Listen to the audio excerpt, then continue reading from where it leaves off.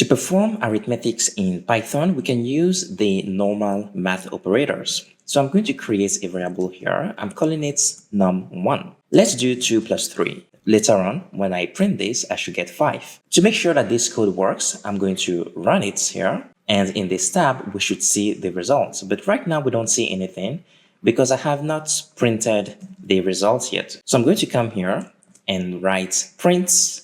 It's a function in Python, and I'm going to type the name of this variable here. I'm printing the value of num1 and we get 5.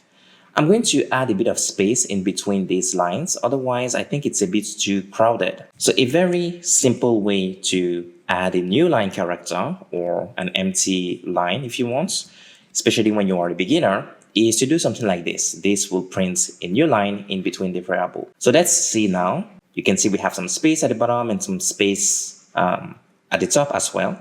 And we have 5. So this is 2 plus 3. Now let's do simple subtraction. I'm going to type num2. And here, instead of simply having 2 plus 3, I'm going to do 2 minus 3.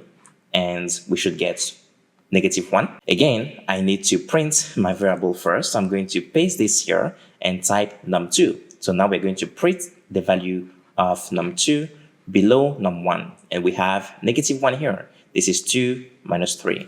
Again, for multiplication, careful not to write x like this. X is not an operator in Python. Maybe if you create a variable, you can use it somewhere as x, but not for arithmetics. So you have to use the asterisk symbol. And now let's see if I print this. So I'm going to print num3 below num2. Make sure that the name actually matches num3 here.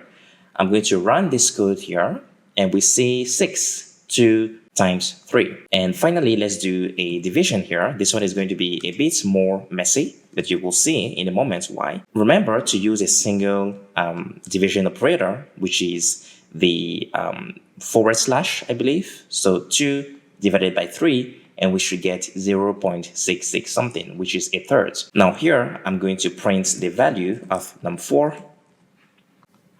And when I do that, we get this long decimal value here, 0.666 something. In the next video, I'm going to show you how you can actually truncate that to show only the number of decimal places that you want to have.